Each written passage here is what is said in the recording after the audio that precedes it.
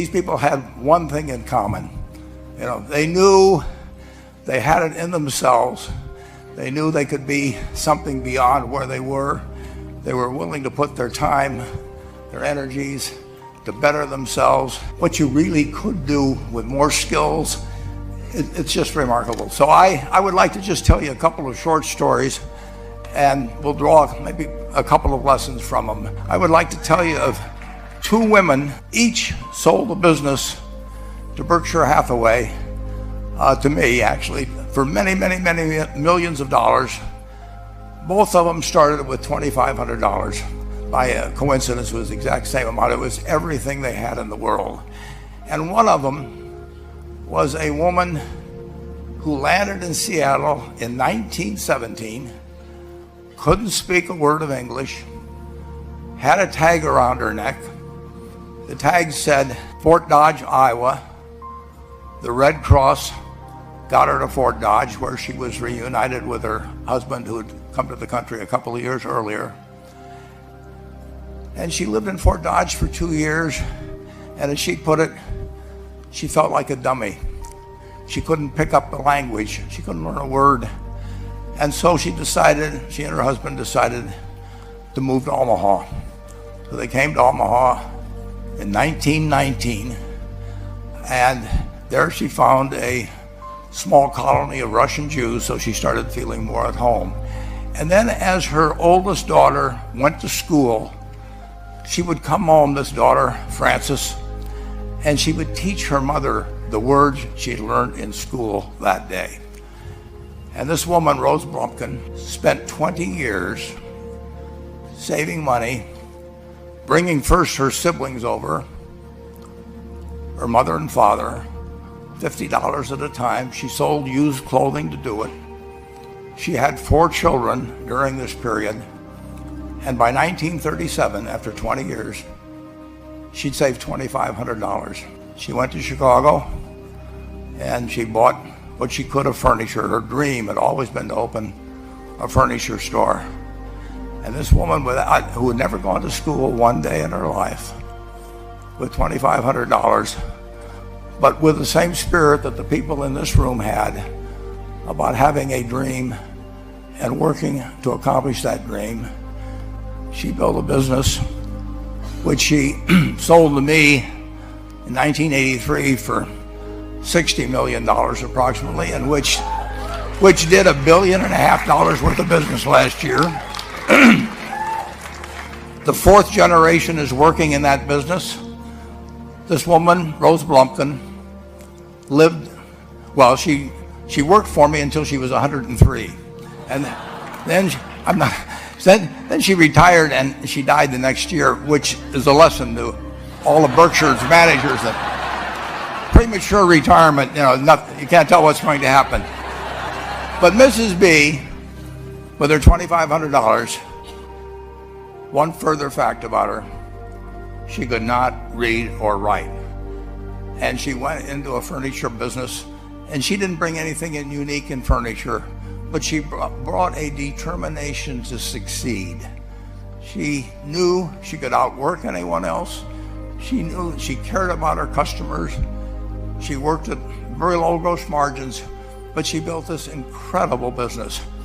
And I saw one other woman who did a similar thing with $2,500. I paid her hundreds of millions of dollars for her business. So I decided to go to the source and get these people before, I don't want you guys coming around to me asking me hundreds of millions of dollars. I'd like to join in with you much earlier. So I've followed this group, and today I'd like to tell you about one other small business person. This person, I went to buy his business from him, and he turned me down, which was very wise. But this was a fellow who was born about 8 years before I was. He was born in 1922.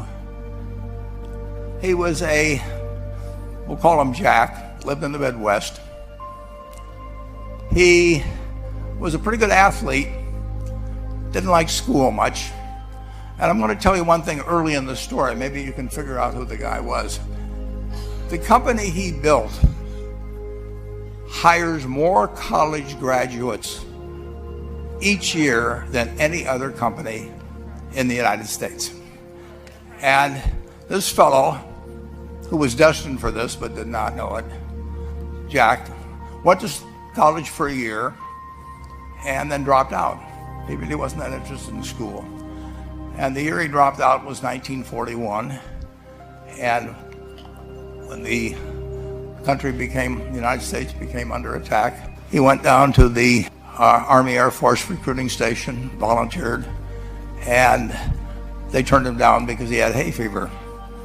So he went over to the Navy and again volunteered, and they took him. They put him on an aircraft carrier, flew small fighter planes during World War II, got 2 distinguished flying crosses from the Navy, and then he came back to the Midwest. So now we've got a young guy. Probably by this time he would be 23 or 24 years old.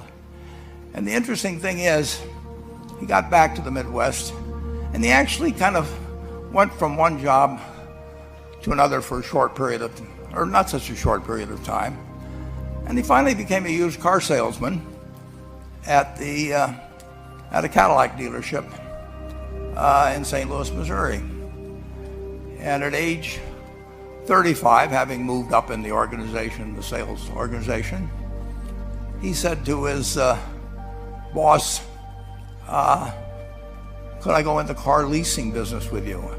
The boss said, well, if you'll cut your salary in half and you'll come up with, I think it was $25,000, which he borrowed, we can become partners in a car leasing company. So my friend Jack started at age 35 in the car leasing business.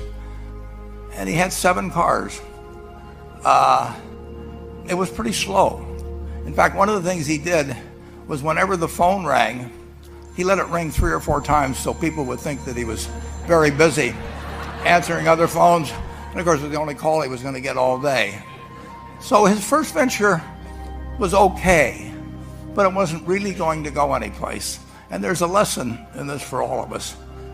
At age 40, he decided, with 17 vehicles, 17 cars, he was going to go into competition in the rent-a-car business. So now he's taking on Hertz and Avis and National and people like that who have hundreds and hundreds of thousands of cars, and he's got 17 cars. And his cars aren't any different than theirs. I mean, he's buying them from General Motors or Ford or Chrysler. And he can't get the airport locations. Those companies have them all sold up. But he was determined that he would basically offer the customer, can't offer him a different car, but he can offer them friendlier service than they've ever seen. And so he started a company. He named it after the battleship that he'd flown from in the Pacific, which was the USS Enterprise. And he died about a year and a half ago. But when he died, his rent-a-car company, starting with those 17 cars, was worth more than Hertz and Avis and all the rest of the rental cars put together. The man's name was Jack Taylor, and his son, Andy Taylor, is a good friend of mine, runs the business now. A grandchild is in the business. There'll probably be a 4th generation along the line. So this man, in the United States, he didn't invent artificial intelligence. You know, he didn't do anything that, just like Mrs. B selling furniture, I mean, that any one of us could have entered those businesses. But he lived by the creed, basically, of delighting his customers and working with people and establishing the relationship with them so that they in turn would want to delight the customers. He couldn't go out there and take care of every rental car possibility, but he learned how to project himself and his attitude toward his fellow man and his desire, to make a friend out of every customer, he managed to take very ordinary cars and turn them into this extraordinary business from virtually nothing. And it illustrates several points. One is, you don't necessarily get it right exactly right the first time. I mean, the car leasing business, basically you were competing on the cost of money to finance cars, and it's very hard to delight a customer when you just give them the car and tell them to send you a monthly check for 5 years and you'll be back at that time. So his talents were being wasted basically in that business.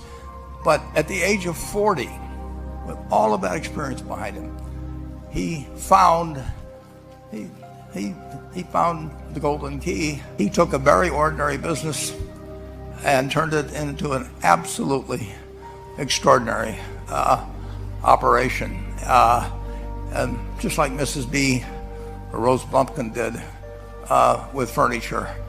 And he didn't worry about whether the Federal Reserve was going to tighten or ease. He didn't worry about whether the stock market was up or down yesterday. He didn't worry about the things he couldn't change, but he did focus on the one thing he could change, and that was the customer's experience. And I have seen the one that got away, Enterprise. I went down to Florida and tried to talk him into selling to Berkshire, and he was smart enough not to do it. Probably the value of the company has quadrupled since I made that visit. But he was smart enough to see that he would find that business. Henry Ford, as you may know, failed twice before he started the Ford Motor Company in 1903. I mean, the test isn't whether you get the greatest business idea in the world the first time out. The test is whether you keep learning as you go along what your strengths are and what you can do for your customers, what you can bring especially to the party. And to do that, you need the education that I know you've received through 10,000 small businesses, but you need a genuine desire day in, day out to delight the customer. I've never seen a business, and I've seen a lot of businesses, but I've never seen one that delights the customer that doesn't succeed. I mean, what you want is that customer the next day when they think, do I want to rent a car or do I want to buy some furniture? What goes through their mind? It's the place where they've had a great experience. I don't know what I paid for this tie. Actually, probably if somebody gave it to me, but for the purposes of the speech, I will say I have no idea. But or the shirt I'm wearing, or this, but I do know, I will remember how I was treated when I bought it. I mean, you long forget about the price, but you never forget whether you had a good experience or a poor experience with the purchase experience. And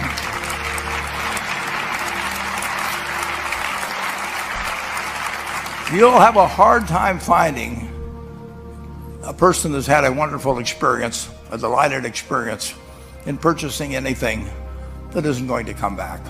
And similarly, the memory is of rudeness, indifference, whatever it may be, they're never going to come back. And as a small business owner, and as you grow, you have to not only be able to project that interest in people's well-being, in delighting them yourself, but you have to do it through other people. And you won't be able to do it through people who themselves do not feel they're being fairly treated, that their views aren't appropriately considered.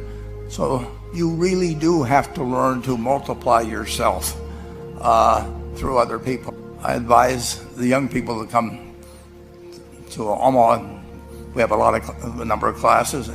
In terms of your personal life, the most important decision you'll make is the spouse that most of you will likely have. And it's very important to surround yourself with people that are better than you are. You are going to move in the direction of the people you associate with. So you constantly. I've been enormously lucky in that respect. I've just had teachers and friends and a spouse that really was a better person than I was, and I had enough sense to learn from these people that life went better if you behave better yourself. It took a while. So I advise you to seek out, as your partner in business, your partner in life, whatever it may be, look for the people that actually are examples to you, rather than somebody that you think you need to straighten out yourself. And simple rules like that, delighting customers, working through other people, associating with people that will cause you to move in a better path than you might otherwise have, they will take you so far in life that it's hard to believe. I mean, they took Rose Blumpkin without being able to speak a word of English, and couldn't read or write, and they took her to what is now a $1.5 billion business. And incidentally, there's been no money put in it since the $2,500. That's been the total capital paid into the Nebraska Furniture Mart. And I think if you looked at Enterprise, I don't know their books the same way, but my guess is that very little equity capital has been added to Enterprise over the years. The business built on itself. So I want to tell you, I admire this group enormously. When I met Dr. Mello's class on September 22nd, 8 years ago, I was thrilled, and I admire people that are doing what you have done. Working hard at your job at the same time, you took on an added really a lot of hard work to further your skills.